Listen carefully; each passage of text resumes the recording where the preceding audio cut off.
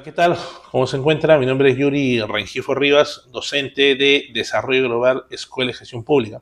Y hoy día tengo el encargo de parte de Desarrollo Global de poder conversar con ustedes, de poder informarles, de poder exponer, digamos, respecto al régimen laboral 276, régimen de la carrera administrativa en el Perú. ¿Okay? Sin embargo, vamos a tocar de manera general todos los regímenes laborales, digamos, que afectan o que están inmersos dentro de la gestión pública. Yo recuerdo, y esto me viene a la cabeza cuando hablamos de regímenes laborales, una oportunidad donde estuve trabajando en una entidad pública donde existían varios, en el área de recursos humanos, por supuesto, existía el área legal conformada por varios abogados. Uno de ellos era del decreto legislativo 276 y recuerdo percibía en ese momento 2.000 soles de remuneración. Y al costado, frente a él, seguramente estaba otro abogado también, seguramente de la misma universidad, seguramente con los mismos réditos académicos que el primero, pero que pertenecía al régimen laboral CAS y ganaba 5.000 soles. ¿Ok? Entonces, aquí uno se pregunta, ¿es la misma función, misma tarea, misma actividad, mismo cargo, mismo nivel profesional, si se quiere? Sin embargo, por pertenecer a dos, en este ejemplo, dos regímenes laborales distintos, había esta gran diferencia. Uno 2.000 soles, 276, y uno 5.000 soles, trabajador del contrato administrativo de servicio o régimen laboral CAS. ¿Sí? Y aquí uno se hace la pregunta, pues, ¿no? ¿Por qué existen estas diferencias considerables dentro de la gestión pública? Entonces, ¿cómo uno, como gestor de recursos humanos o gestor o administrador de personas, puede manejar adecuadamente este tema, ¿no? O sea, ¿a quién le encargas más tareas? ¿Quién es el que desarrolla más? ¿Crees tú que este trabajador que gana 2.000 soles va a voltear y ver que hay un muchacho seguramente que gana el doble o más que el doble que él? ¿Lo va a tratar bien? ¿Cómo se adecúa el régimen laboral? ¿Cómo se adecúa el clima laboral dentro de una unidad pública, habiendo estas considerables diferencias de tipo económico y aparte de tipo normativo, ¿no? Porque inclusive hay algunos que tienen determinadas características, al igual que otros trabajadores en la misma situación. ¿Okay? Eso vamos a tratar de conversarlo, vamos a tratar de verlo en el desarrollo de esta sesión, gracias a Desarrollo Global, como les decía, régimen laboral 276. ¿Ok? Así que empezamos. Y aquí vienen las preguntas. A ver, ¿cuántos regímenes laborales existen en el Perú? Al igual que el 276, en general deben ustedes saber, si conocemos, si sabemos, cuántos regímenes laborales existen en el Perú. En general, ¿ok? ¿Cuántos regímenes laborales?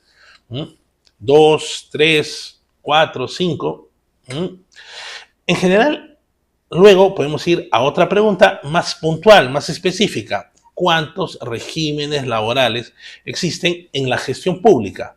Ya de manera puntual, ya de manera concreta, no en todo el Perú, digamos, sino en el sistema público, nada más. Y otra pregunta sería, ¿qué beneficios laborales existen en el régimen laboral 276?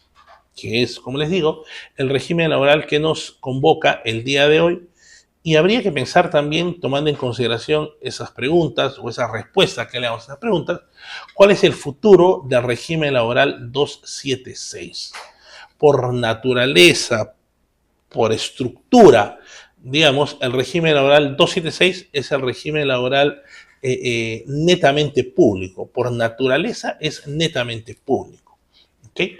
Y buscando entonces responder a esta pregunta inicial que les hice, ¿cuántos son los regímenes laborales que existen en el Perú? Ya tienen la respuesta. Pues la respuesta es 39 regímenes laborales. 39, uno pensará, tantísimos regímenes laborales. Sí, ciertamente. Los regímenes laborales son constructos, digamos, teóricos, administrativos, normativos, funcionales, técnicos, que nos indican cómo es que un grupo ocupacional o grupo profesional o grupo de trabajadores tiene que actuar o cómo está normado para que se puedan conducir de manera adecuada dentro de un contexto normativo laboral. ¿Okay?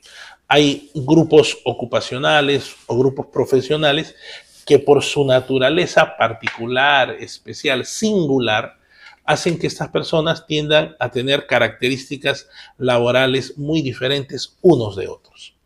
¿ok? Y la norma toma en cuenta estas consideraciones y producto de estas consideraciones es que genera y los legisladores conviene en sacar un régimen laboral especial o particular, etcétera. ¿Okay? Y como les digo, en el Perú y en ese sentido y en esa línea existen pues 39 regímenes laborales. ¿Okay? Que como les digo son aquellas normas que buscan regular las condiciones especiales para que puedan prestarte ese servicio. Es diferente, no sé, un militar que puede ser destacado luego de egresar de su centro de formación castrense, puede ser destacado a un lugar diferente en el cual trabaja. Yo, por ejemplo, soy del ejército y egreso de mis 4 años de formación académica y me pueden mandar al Brain, me pueden mandar a la frontera, me pueden mandar a donde sea, lejos de mi lugar de origen, lejos de mi terruño, ¿ok? Sin embargo, esas son las condiciones que representa este grupo ocupacional o profesional. Sin embargo, un trabajador, digamos, un trabajador del hogar, una trabajadora del hogar, obviamente no puede tener ese tipo de características, para lo cual entonces hay un régimen laboral especial para las trabajadoras, un régimen laboral especial para los militares y así habiendo también regímenes generales. ¿Sí? Entonces, los regímenes laborales en general se dividen en 3 grandes grupos, a nivel que estamos hablando de los regímenes laborales que existen en el Perú. Y se clasifican por la actividad que desarrollan, por un lado. Por otro lado, por la naturaleza del trabajo que efectivamente lo están ejecutando y por las condiciones especiales del trabajador. 3 niveles. Por la actividad, por ejemplo, podemos indicar la gente que trabaja en construcción civil. Ustedes verán y todos vemos que la gente que trabaja en construcción civil, ellos de manera particular, por ejemplo, los trabajadores, estamos hablando de tipo de actividad, ¿correcto? Por naturaleza, ellos tienen un jornal, le llaman. No tienen la posibilidad de poder trabajar de manera permanente durante todo el año, los 365 días, sino hay temporadas y espacios temporales en los cuales trabajan. Y la vez que trabajan, ellos cobran un denominado jornal. Jornal es lo que le pagan de manera semanal. Y en ese pago semanal está contemplado gratificación, CTS, vacaciones, utilidades y lo que fuere. ¿Correcto? O sea, porque no van a estar seguramente en la oportunidad del pago de julio, de diciembre, etcétera, sino que su pago semanal tiene contenido todos los conceptos remunerativos. Igual que construcción civil, que es una categoría, digamos, o una clasificación de regímenes laborales por actividad, tenemos también las MIPES o pymes, que a fin de cuentas es exactamente lo mismo, pequeñas y medianas empresas que tienen un horario particular, una remuneración particular, una estabilidad laboral que es indeterminada, pero no hay estabilidad, los contratos pueden ser indeterminados. Igual la gente que trabaja en el norte sembrando arroz o la gente que trabaja sembrando espárragos, en Ica, por ejemplo, el régimen agrario y agrícola, obviamente ellos trabajan en un horario muy, muy diferente a lo que se trabaja de manera regular. ¿Sí? Régimen minero también es un régimen clasificado por la actividad. Régimen minero, independientemente que sea atajo abierto o socavón, digamos, existen estas diferencias también. Régimen portuario, pesquero, etcétera. Podemos entonces, lo que les acabo de nombrar, considerar a los regímenes laborales por actividad. ¿Sí? Por la naturaleza del trabajo. La trabajadora del hogar, por ejemplo, es una clasificación que se juntaría a esta denominación de por la naturaleza del trabajo. Las trabajadoras del hogar tienden a ser unas trabajadoras ya por los beneficios sociolaborales que tienen, pudiéramos decir que ya casi se parece a un régimen general 728, si se quiere. Pero ellas, por ejemplo, trabajan en casa o trabajan cama adentro, cama afuera, etcétera, pero por su naturaleza hay esta clasificación que el legislador ha visto progresivamente asignarle muchos derechos laborales, que son los que ahora con derecho obviamente le corresponden. Igualmente, los trabajadores a tiempo parcial, los trabajadores médico cirujano, teletrabajo, artista, porteador, etcétera, todos ellos tienen esta característica que los distingue como régimen laboral por la naturaleza de su trabajo. E igualmente, por las condiciones especiales del trabajador, podemos nombrar en este campo, digamos, al trabajador extranjero. El trabajador expatriado viene de otro país a trabajar en el Perú, por ejemplo, tiene una remuneración general, una remuneración anual, se anualiza su remuneración, digamos, vas a ganar 12 sueldos, gratificación, vacaciones, CTS o lo que fuere, y ese monto sumado se divide entre los meses que está y se le paga de manera mensual. ¿Okay? Aparte otras características que obviamente muchos beneficios. El trabajador adolescente, trabajadores, digamos, con TBC, etcétera, tienen alguna particularidad también dentro de los regímenes laborales. ¿Okay? Entonces, estos son o parte de los 39 regímenes laborales clasificados en tres grandes rubros, digamos, por la actividad natural del trabajo y por las condiciones especiales del trabajador, que pudiéramos nombrar como regímenes laborales. ¿Okay? Siguiendo con la pregunta, entonces, con la respuesta a la pregunta inicial que yo di, ¿cuántos regímenes laborales existen en el sector público? A ver, ¿qué me pueden decir ustedes en el sector público? Ya vimos que a nivel general existen 39 regímenes laborales, pero en el sector público la consulta y pregunta es ¿cuántos regímenes laborales existen en el sector público en particular? Por ahí pueden decirme 2, 3, 4, etcétera, ¿verdad? Porque seguramente tenemos en mente aquellos que son más comunes, más usuales o lo que nosotros pensamos. Y cuando yo hago esta pregunta, surge también una duda respecto de los regímenes laborales y los regímenes pensionarios. Porque cuando yo hago esta consulta en clase, igualmente me dicen 276, 728, CAS o el 1057. Y me dicen la 19.990 o la 30.57, ¿no? Y no, o sea, existe por un lado régimen laboral, que son condiciones particulares, especiales, para poder desarrollar un tipo de trabajo. Y por otro lado están los regímenes pensionarios, que es otra historia, que no tiene nada que ver con el tema de regímenes laborales, que es, por ejemplo, 19.990, o la 25.30, perdón. El régimen laboral 19.90 es un régimen pensionario en el cual la gente percibe una remuneración, le retienen su remuneración, la ponen al Sistema Nacional de Pensiones o al Sistema Privado de Pensiones, etcétera, AFP o la ONP. ¿Okay? Y la 3057 es, por ejemplo, un régimen pensionario igual en el cual te pagan la pensión, pero tomando en cuenta la cédula viva que se llama, que significa que tu pensión de jubilación te la voy a pagar como si estuvieras laborando. ¿Okay? De forma tal que si una persona de mi nivel, digamos que es auxiliar, yo salí de trabajar y me jubilé como auxiliar y gano 1.000 soles, por decir un número, luego esos 1.000 soles le suben a 1.500, 2.000 soles, yo que estoy pensionando, que ya me jubilé, igualmente me tendrían que subir a 1.500, 2.000 soles, cédula viva. Esto ocurre en casos particulares y ya se entiende que no existe este tipo de régimen pensionario por el alto costo que representa para el Estado y demás. ¿Okay? Pero régimen pensionario 2530 o 1990 es otra historia, no tiene que ver con regímenes laborales. Regímenes laborales, en el sector público, sí estamos hablando, por ejemplo, de 15 regímenes laborales. ¿Okay? ¿Cuáles son estos regímenes laborales? Los podemos ver tal vez en la PPT, es el tema de, existen regímenes laborales generales, regímenes laborales especiales y otro tipo de regímenes laborales. ¿Okay? Los regímenes laborales generales, por ejemplo, son aquellos donde está el decreto legislativo 276, es un régimen laboral, o estos regímenes laborales generales, están conformados por los que solemos escuchar, y donde agrupa, obviamente, a un número considerable de trabajadores entre la administración pública, ¿no? Del 100%, el 40% está configurado como regímenes laborales generales, 276, 728 y CAS. 276 es el régimen laboral de la carrera administrativa, la que les refiero yo, que per se, por añadidura y por estructura, es régimen laboral público. 728, régimen laboral de la actividad privada, lo que hacen todos los privados manejan el régimen laboral 728, y también las entidades públicas son entidades públicas, pero sin embargo a nivel laboral se manejan bajo el régimen laboral 728, régimen laboral de la actividad privada.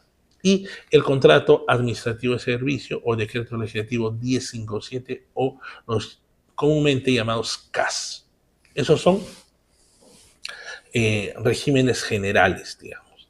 Hay otras carreras, dentro de las 15 que les refiero, que están trabajando en el Estado, que son carreras especiales, tipo profesores y magisterio, ¿no? Ellos tienen características laborales particulares, trabajan desde un determinado mes, pueden trabajar en varios sitios y demás. Docentes universitarios, ellos, por ejemplo, pueden trabajar, no tienen un límite, recientemente se modificó, no tienen un límite de edad para poder trabajar, que sí lo tiene el 276, que sí lo tiene el 728. Uno puede ser profesor universitario, inicialmente era hasta los 75 años, me parece que era el límite para que puedas trabajar, y luego salió a nivel social un impacto y decía, oye, pero de ser así, Mario Vargas Llosa y otros genios de genios intelectuales pudiesen estar negados a hacer docencia. Y mucha gente pasada los 75 años tiene todavía la lucidez, tiene la expertise y experiencia para poder transferir tus conocimientos a nivel de la docencia. Y luego los docentes universitarios pueden, en el último de los casos de la fecha, trabajar hasta la edad que ellos lo definan. Esa singularidad que tiene para esta carrera especial de docentes universitarios es la que hace diferente un régimen laboral de otro, como ya lo habíamos mencionado. La gente que trabaja en salud, los profesionales de la salud, también, igual que las enfermeras, médicos, asistentes, asistenciales, que se llaman, ¿no? Toda la gente que trabaja en salud se le denomina personal asistencial. Ellos, en particular, trabajan 36 horas semanales. ¿Qué quiere decir? 6 horas diarias. ¿Correcto? 6 horas, 6 días en la semana. En total, 36 horas semanales trabajan. ¿Sí? Entonces, esta particularidad, singularidad, hace que sea diferente al régimen laboral general, por ejemplo, donde todos nosotros trabajamos seguramente 48 horas semanales como máximo. ¿Sí?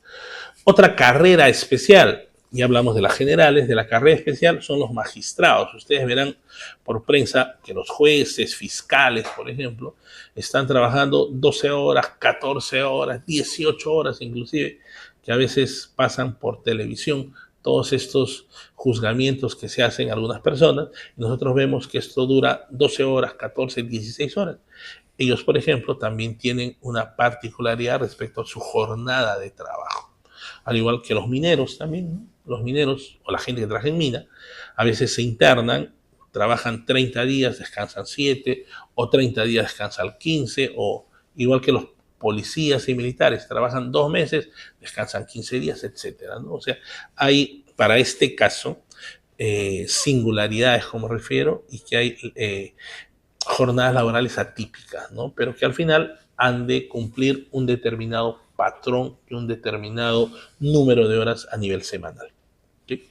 Otra carrera especial son los diplomáticos, servidores penitenciarios. La gente trabaja en el INPE. Imagínense, pues, que uno trabaja en el INPE y es destacado a Chayapalca, ¿no? Que queda en Cerro de Pasco, me parece. Entonces, vive en Lima, pero es destacado para esta unidad, tiene que trabajar horas particulares, tiempo determinado y una serie de consideraciones sociolaborales que son diferentes, ¿no? Y, insisto, militares y policías con sus particulares ya mencionadas. ¿Sí? Luego tenemos otro tipo de regímenes laborales que corresponde a los gerentes públicos, gente del FAG, PAC, etcétera, y también podemos mencionar dentro de este gran grupo de regímenes laborales, pero no es un régimen laboral, a la locación de servicios, que es un vínculo de tipo civil, que creo que lo podemos mencionar al final de esta conversación, este podcast. ¿Ok? Entonces, hemos repasado brevísimamente cuáles serían los regímenes laborales generales, especiales, y como ya les mencioné, existe otro tipo de vinculaciones ciertamente laborales o laborales, entendido el concepto que se trabaja con el Estado, ¿no? Pero que no necesariamente en estricto lo son, toda vez que existen locación de servicio o un contrato de tipo civil para alguno de los casos que ya seguramente luego les mencionaré. ¿Ok? Bien, seguimos entonces hemos resuelto, si se quiere, la primera pregunta: ¿cuántos regímenes laborales existen en el Perú? Igualmente, esta segunda gran pregunta que les hice: ¿cuántos regímenes laborales existen en el sector público?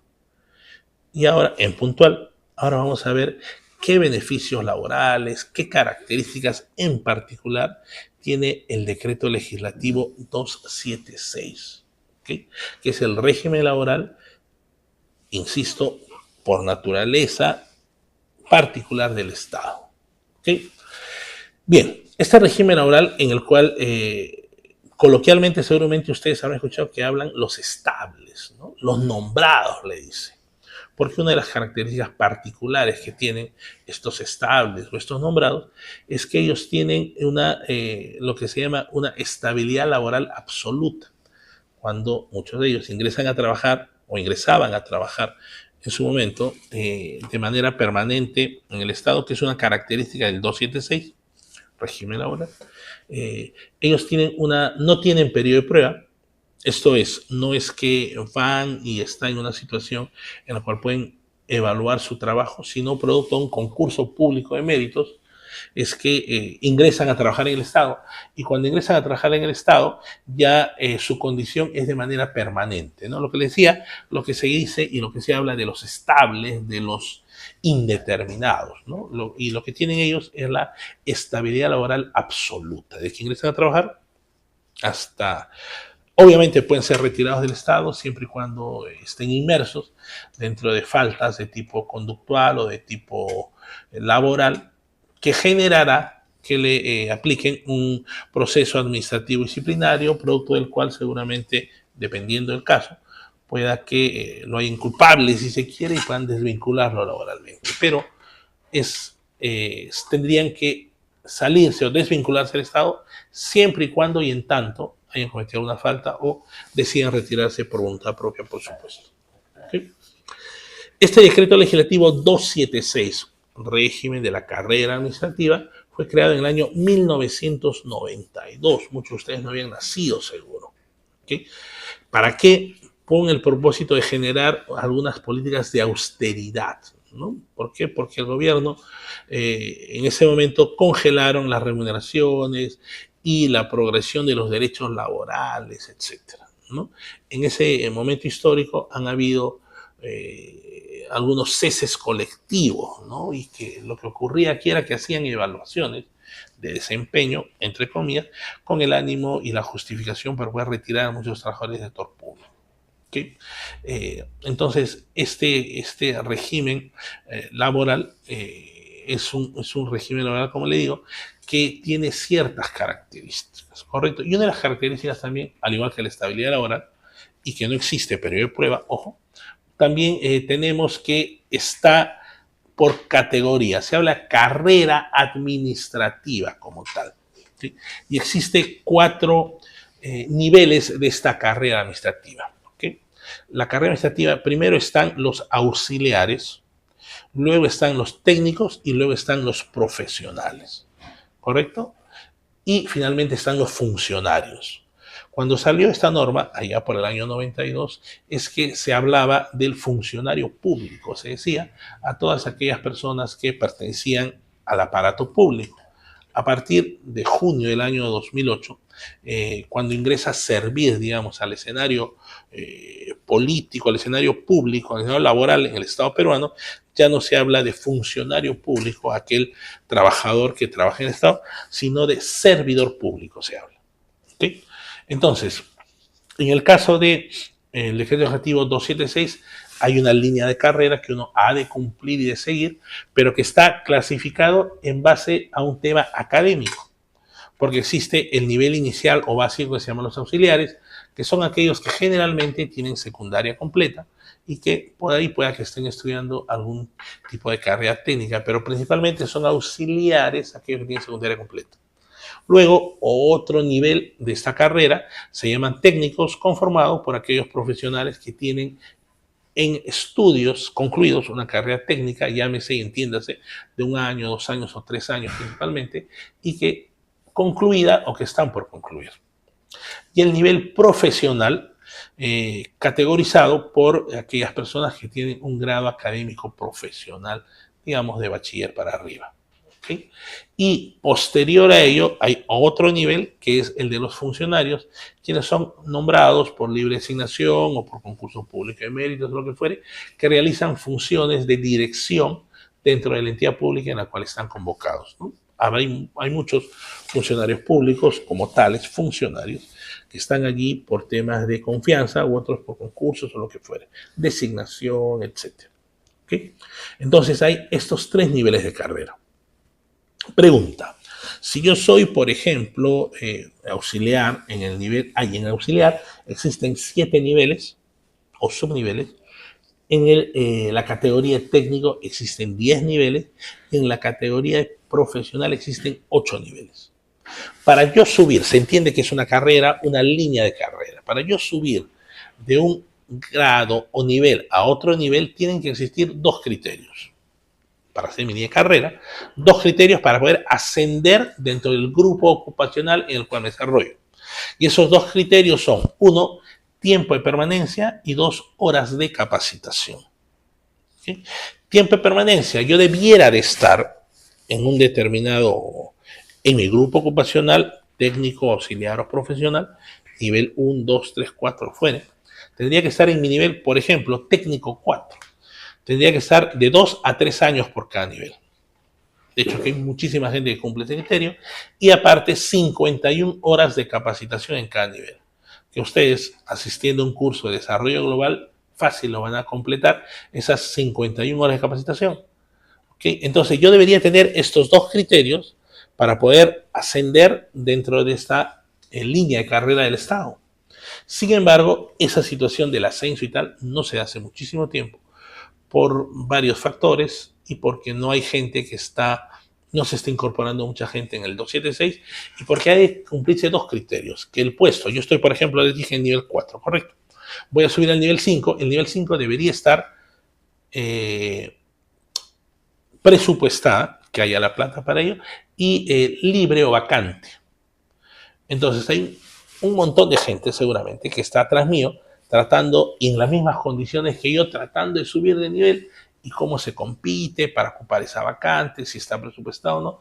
Lo que suele hacerse a veces y últimamente es tal vez ya no contratar con el régimen laboral 276, sino se contrata bajo otro régimen laboral que puede ser el CAS o en el mejor de los casos el 728, que generalmente va por el tema del CAS. ¿Okay?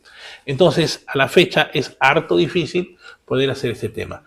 Pregunta, yo soy un auxiliar nivel 4, había obviamente acabado mi secundaria, por eso empecé a trabajar aquí, pero ahora ya no estoy en el nivel 4, sino lo que voy a hacer, ya soy un técnico, es más, hasta soy profesional, porque todo el tiempo que he estado trabajando como auxiliar en esta entidad pública, he estudiado una carrera profesional y ya soy bachiller. ¿Puedo irme del nivel auxiliar 4 al nivel profesional 1, 2 o 3? Aún y sin embargo cumpla con los requisitos, no.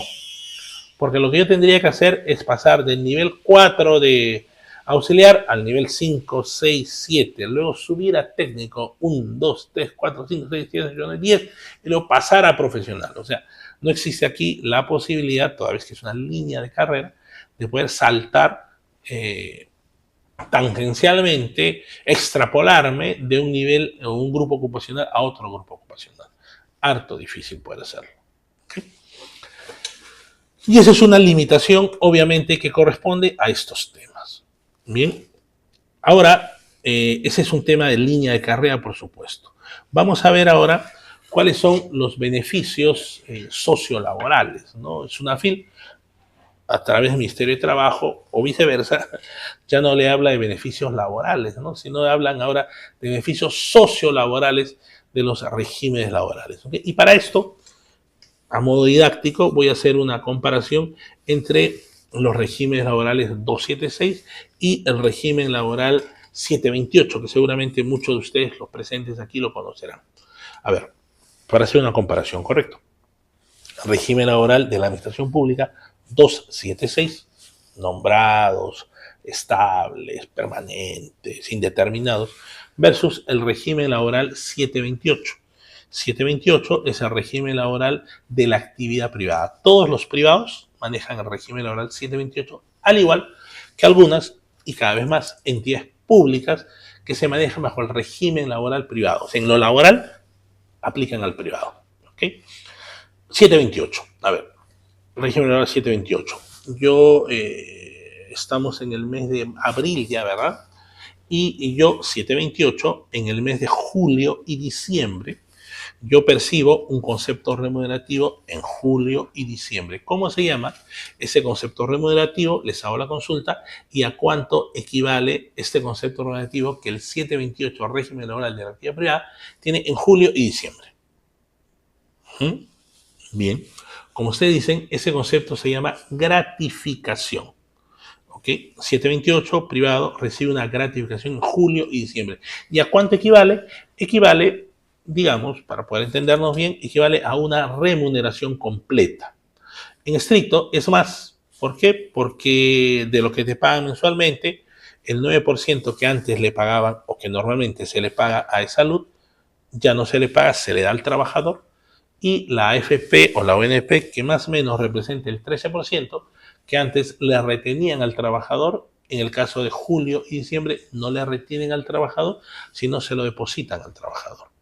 De forma tal que en julio y diciembre, 728, régimen laboral de la actividad privada, lo que regularmente percibe el trabajador se le suma un 21%, 9% más 13%, y que percibe de manera julio y diciembre. Para entendernos, digamos, para no complicarnos, vamos a decir que en julio y diciembre 728 percibe un concepto llamado gratificación, un sueldo más, julio y diciembre. Ok. 276, régimen laboral de la administración pública. 276, ¿cómo se llama el concepto remunerativo que se percibe en julio y diciembre y a cuánto equivale?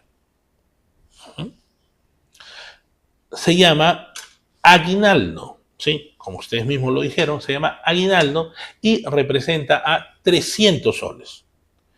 300 soles, que justo se otorga en julio y diciembre a través de una norma que sale en el peruano, donde por allí también dice, por si acaso, es no pensionable, dice. ¿Qué quiere decir que no pensionable? No grava para liquidación, etcétera, etcétera, etcétera. ¿Okay? Entonces, ahí vemos una diferencia. 728, un sueldo completo, 276, 300 soles, aguinaldo. ¿Okay? Otro concepto relativo, yo tengo un hijo que tiene 16 años, que se llama Nicolás, y Nicolás tiene menos de 18 años, ¿correcto? 728, régimen laboral de actividad privada. ¿Cómo se llama el concepto remunerativo que me entrega de manera mensual por tener un hijo menor de 18 años? En el caso mío, mi hijo Nicolás, de 16 años. ¿Cómo se llama ese concepto remunerativo y a cuánto equivale lo que me dan por Nicolás hasta que cumpla 18 años, digamos? Ese concepto remunerativo que me dan todos los meses, independientemente, de acuerdo a la norma, los días efectivamente elaborados, etcétera, se llama asignación familiar. ¿Ok? Y es el concepto que se entrega al trabajador por tener un hijo menor de 18 años y por tener esa posibilidad. Así yo tenga 1, 2 o 15 hijos, me dan igual este solo concepto que se llama asignación familiar, que equivale al 10% de la remuneración mínima vital. ¿Cuánto equivale la RMB a la fecha, la remuneración mínima vital? Equivale a 1.130, recientemente subida, ¿verdad? Antes era 1.025, ahora es 1.130. Entonces, ¿a cuánto equivale? A 113 soles que de manera mensual me tiene que dar por tener mi hijo. Si mi esposa trabaja en la misma entidad que yo, igual a ella le dan y a mí también me dan. Si yo trabajo en 2 o 3 centros de trabajo, a la vez me tienen que dar por cada centro de trabajo una remuneración mínima vital, así es. Forma parte de mi remuneración computable. ¿Ok? Cada vez que sume la remuneración mínima vital, me tienen que subir el monto de mi remuneración mínima vital, que como les digo, equivale al 10% de la remuneración mínima vital, que es 113 soles al día de hoy. 728. Régimen laboral 276. ¿Cómo se llama el concepto remunerativo similar al de la asignación familiar en el privado y que me dan a mí por tener un hijo menor de 18 años? ¿Cómo se llama y a cuánto equivale en el sector público? Régimen laboral de la carrera administrativa 276.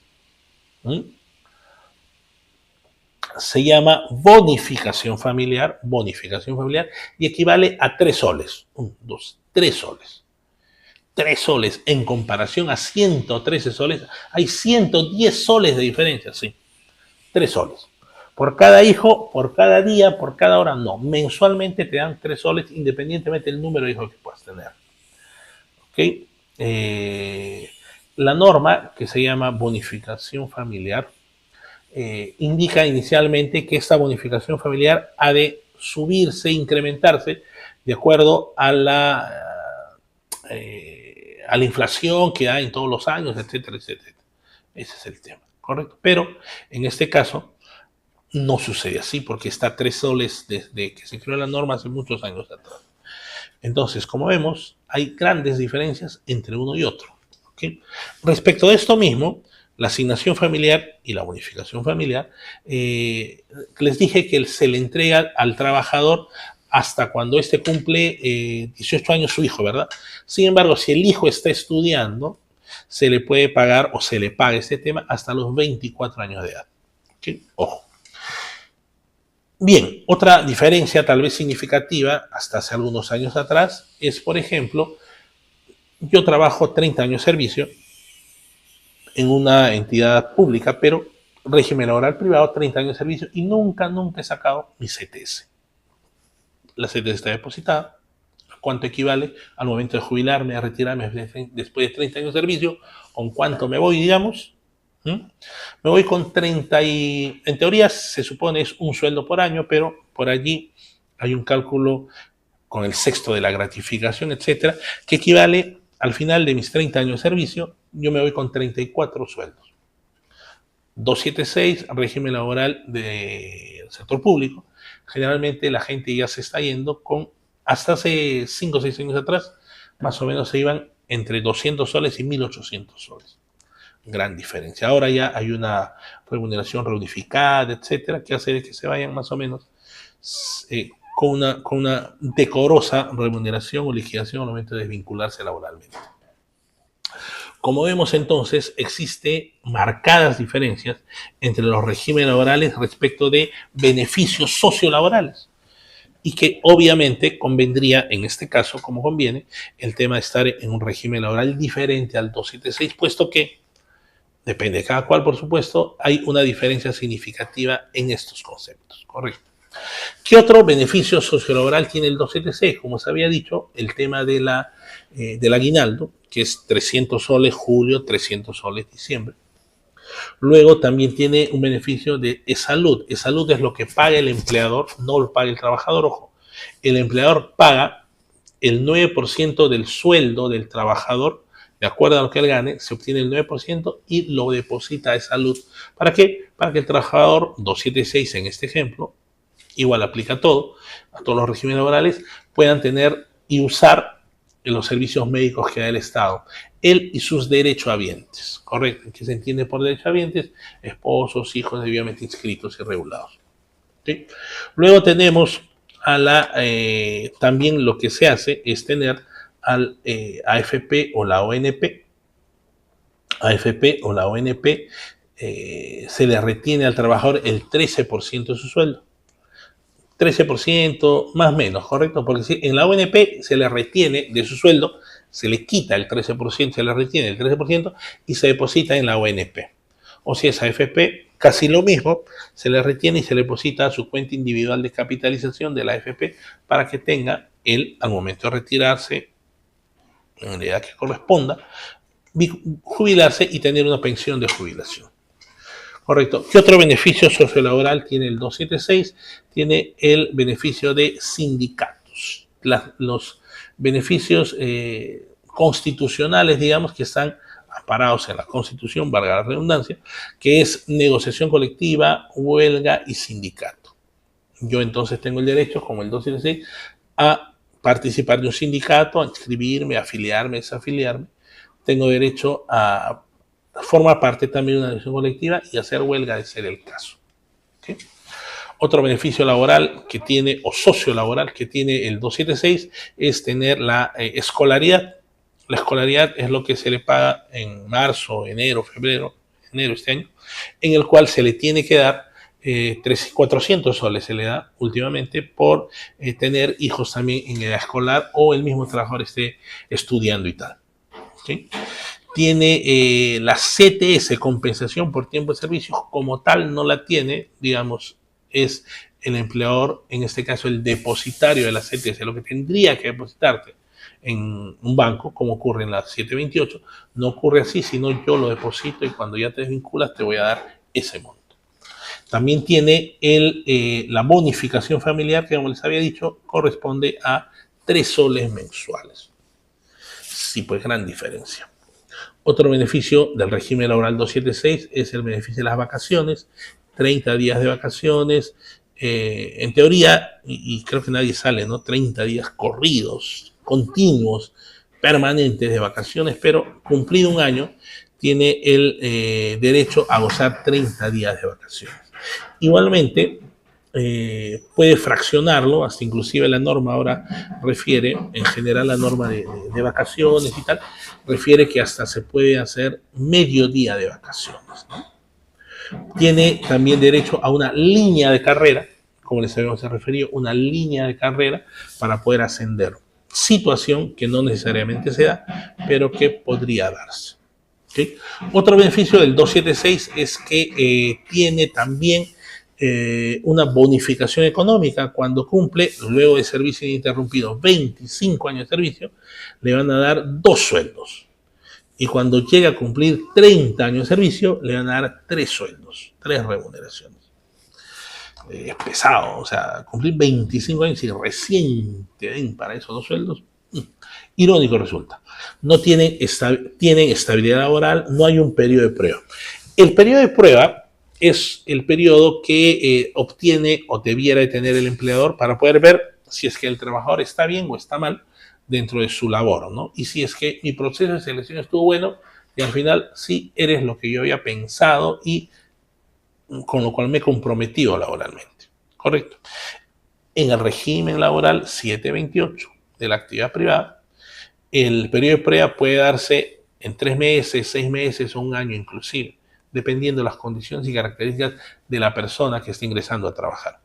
Y siempre se da en el primer contrato. Estoy hablando, ojo, 728 del régimen laboral de la actividad privada, del periodo de prueba, que se da únicamente en el primer contrato, no en un segundo, tercero que se firma. No, primer contrato exclusivamente existe el periodo de prueba. ¿Okay? Entonces, y que este puede ser en el sector privado, insisto, puede ser 3 meses, 6 meses o un año, dependiendo del nivel al cual de la persona se le contrate. Si una persona, un empleado regular, puede ser 3 meses, lo natural, lo formal, lo usual, 6 meses si conviene y es un jefe, supervisor, etc. Y un año si es un jefe, funcionario, lo que fuera. Pero en el sector público, en el 276, régimen laboral de la administración pública, no existe periodo de prueba, ingresan y están forever indeterminados, digamos, hasta el infinito y más allá.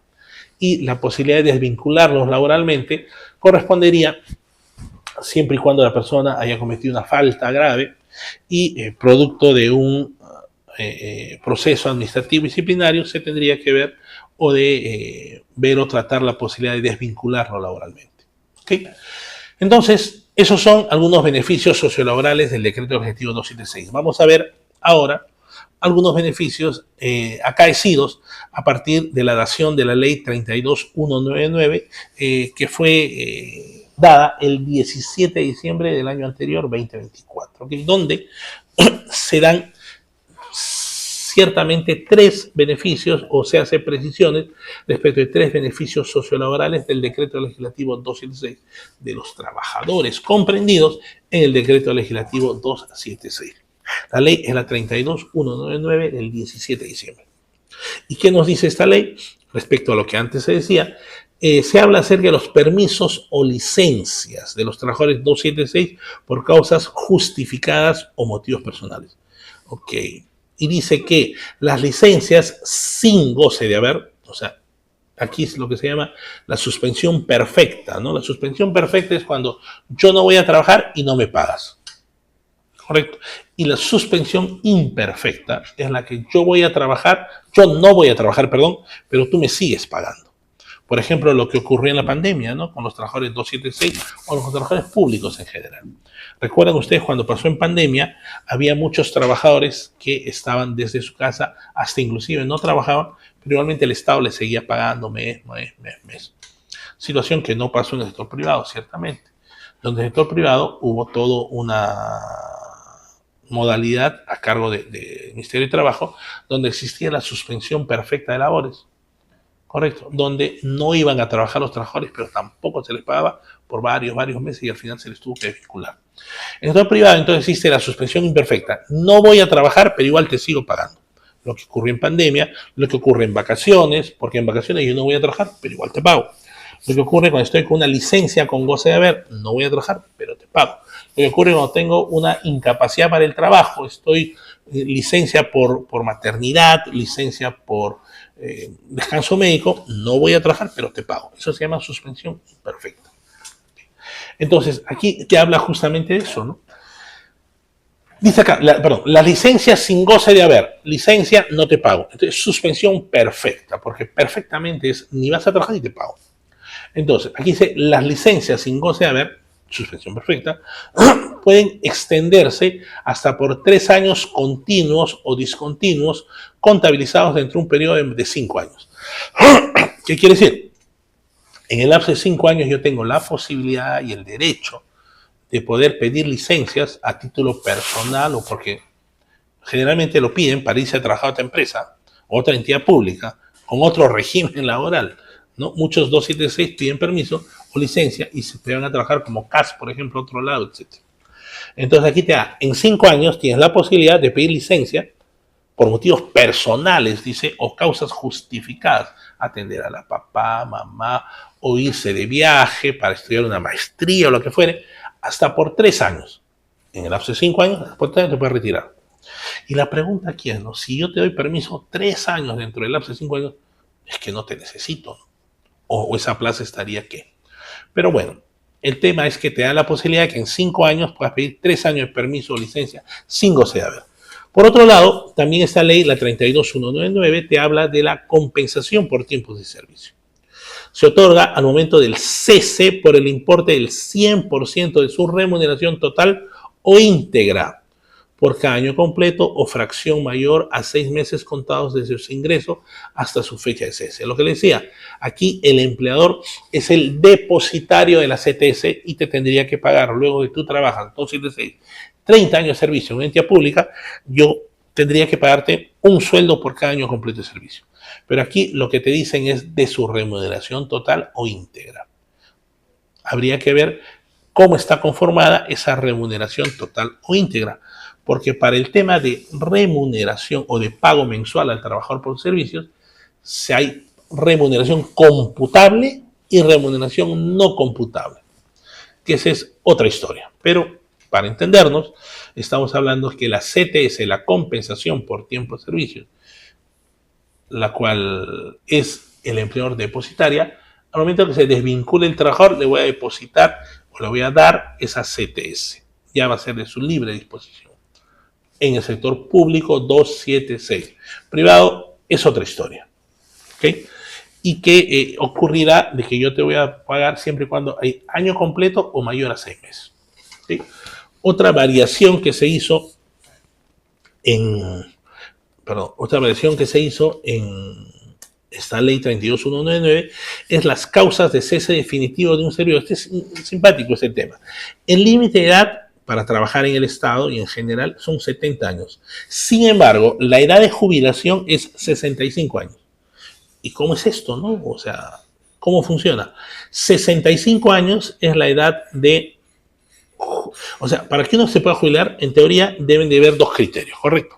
Edad de jubilación, 65 años, y además 20 años de aporte al sistema pensionario. Debe haber ese match, digamos. Sin embargo, hay muchos trabajadores que pasan a los 65 años y que siguen trabajando hasta los 70 años. Lo que hasta antes del 17 de diciembre ocurría era que se les daba a los trabajadores a los 70 años se le cantaba su Happy Birthday, se le daba su foto para el Face, se le daba la cereza en la torta, era, ¿sabes qué? Muchas gracias, y ya está cesado. Situación que tenía que hacerse ese mismo día, puesto que si no sería un despido arbitrario.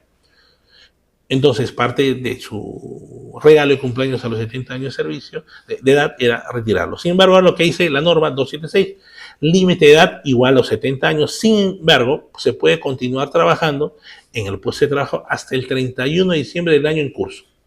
Mi cumpleaños es el 27 de abril y el 27 de abril cumplo 70 años, ¿ok? Entonces, puedo seguir trabajando hasta el 31 de diciembre de este año, que cumplo 70 años. ¿Okay? Ahora ya son no muy beneficiados aquellos trabajadores que cumplan años, no sé, pues en diciembre, ¿no? Y nada más tienen hasta el 31 de diciembre para poder trabajar. Pero imagínense aquel que cumple en enero, febrero, marzo. Tiene todavía largo trecho para poder trabajar. ¿Y por qué conviene esto y por qué es beneficioso?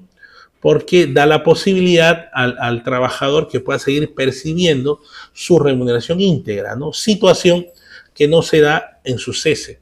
Porque en el cese, en la jubilación o el monto que le dan para su jubilación, obviamente no va a ser el mismo que percibe cuando está laborando, toda vez que existen, como les había referido, conceptos remunerativos y conceptos no remunerativos respecto del mismo. ¿Ok? Entonces, ese es el tema para que pueda uno... los nuevos que se han generado a partir de la publicación del decreto de la ley 32199. ¿Okay? Bien, vamos a ver ahora también cómo están estos conceptos remunerativos especificados, ¿no? Hay un monto general que es el 276, que es su remuneración, que sí es pensionable, que sirve para liquidación, beneficios y demás, y hay otro tanto que se da por bonificación especial, bonificación por incremento por costo de vida, por homologación, bonificación especial del decreto supremo, decreto de urgencia, etcétera, etcétera, etcétera, que a veces o generalmente no forman parte de la remuneración especial o la remuneración computable. Normalmente jubilarse, al momento de desvincularse laboralmente, no graban para contabilizar este tema. ¿Okay?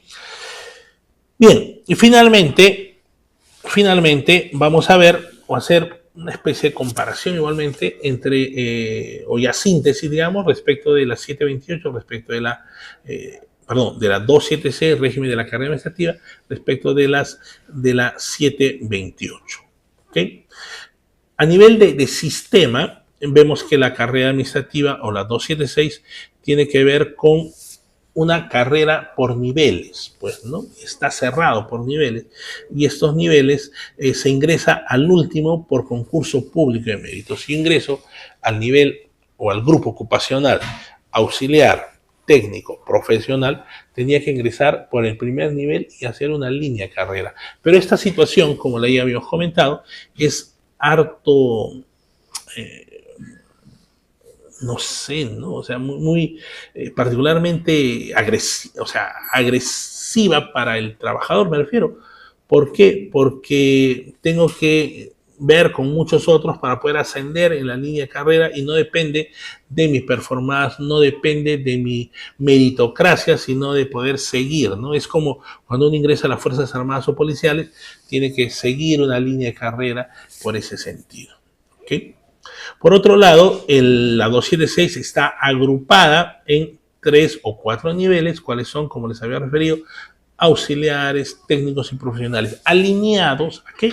Alineados a la carrera o título profesional. A la fecha existe Servir es el área de recursos humanos del Estado peruano, que creó en junio del año 2008 y que ya nos habla de otra denominación, la cual a la fecha se está viendo. Existe igual funcionarios, directivos públicos, profesionales de carrera y profesionales de actividades y servidores de actividades complementarias. Igual Servir tiene esos 4 niveles, pero que los da en razón no del nivel académico que tenga el servidor, sino en razón del nivel de actividad que desarrollan.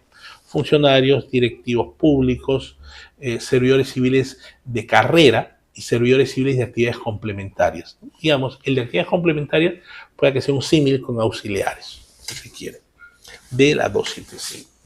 ¿Ok?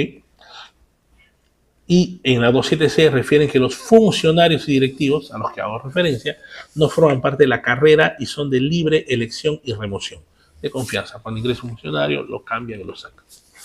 La promoción o la línea de carrera que sea en el 276 es por antigüedad, capacitación y evaluación. Les había dicho que por antigüedad deben tener 2 o 3 años en cada nivel y tener 51 horas de capacitación, que ustedes lo hacen en desarrollo global en una, pues. Luego, el tema remunerativo, hay una elevada dispersión del promedio de ingresos por incompatibilidad legal. Habrá seguramente algunos de ustedes que me dirán, pero a mí en gratificación o en aguinaldo o en bonificación familiar no me dan los 3 soles que yo les he dicho, sino me dan 15, 20 o 50 o 100 soles. Seguramente, pero eso ocurre cuando existe negociación colectiva en las entidades públicas, y por el tema de la negociación colectiva les dan algunos beneficios adicionales. Si se compara los beneficios legales que les he referido, que son comunes a todos, versus beneficios tipo negociación colectiva, que son de mayor condición o beneficio al trabajador, obviamente prima aquel que le da mayor beneficio al trabajador. Y pueda que efectivamente haya unos trabajadores 276 que sí sé que tienen un bono económico de uniforme, por ejemplo, que les dan y que no tienen que rendir cuentas de eso, o que en el último de los casos tienen que entregar alguna boleta o recibo de que en teoría han comprado el uniforme. Y les dan por 1.500 soles en algunas entidades públicas un bono por uniforme. ¿Okay? Y que finalmente sube a su patrimonio, pero ese monto que le dan por uniforme, 1.500 soles, al final no es computable como remuneración cuando se jubilen en CTS, etc. ¿Okay? Por eso todavía hay creo yo, un compromiso con los trabajadores 276 respecto al tema económico, ¿no? Si se quiere, es uno de los regímenes laborales, si no el régimen laboral que es más golpeado a nivel económico en muchas entidades públicas. Ha de haber seguramente algunas entidades públicas, yo conozco, que tienen muchos beneficios económicos, los 276, pero esto no es lo usual, ¿no? Pensemos en trabajadores 276 de gobiernos regionales o locales, donde obviamente el tipo de remuneración de una municipalidad estatal, provincial, es muchísimo menor que una municipalidad de tipo regional o un gobierno general, ¿no? Por eso, gobierno nacional. Así que tomando en cuenta, efectivamente aún existe esa elevada dispersión en ingresos de tipo remunerativo para los trabajadores 276. Se ha hecho un gran avance con la remuneración unificada, por supuesto que sí, pero todavía está pendiente el tema ¿no? Y luego la desvinculación que ocurre en el 276 por causales de ley, no hay periodo de prueba y es lo que corresponde a esto mismo. ¿Okay? Otra característica también que puede existir ahora que está presente el tema del servicio civil o el régimen laboral de servir o la ley servir, es un compromiso también y lo que se busca es que los trabajadores 276 puedan emigrar, puedan pasarse al régimen laboral de servir, que ofrece mayores beneficios económicos y de forma y fondo respecto al 276, por ejemplo. Pero esta condición es progresiva, esta condición no todas las entidades públicas aplican al régimen laboral de servir y cuando la entidad pública transitó al régimen laboral de servir, es facultad y es interés del trabajador de manera individual poder decir yo también me quiero pasar o yo me podría pasar. No es obligatorio este tema. Sin embargo, sí es bueno ponerle foco a esta situación en la cual el trabajador 276, como hemos visto, tiene algunas oportunidades de mejora respecto al económico, profesional, para poder transitar a un mejor régimen laboral. ¿Sí? Bien, espero haber contribuido ciertamente a poder poner en el foco de ustedes algo respecto a los regímenes laborales y interés en el mismo. Desarrollo Global, Escuela de Gestión Pública, permanentemente da cursos relacionados a esto, así que espero puedan estar atentos a cualquier tema que pudiera pasar respecto a regímenes laborales, gestión pública en general y ojalá podamos estar en contacto en otra oportunidad. Muchísimas gracias por su presencia, gracias a Desarrollo Global y nos vemos en otra oportunidad. ¿Te gustó esta clase? Dale like, comenta, suscríbete y activa la campanita. En este lado encontrarás videos recomendados y en este lado te puedes suscribir. ¿Quieres aprender más sobre gestión pública? No te olvides visitar nuestra página web www.desarrolloglobal.p.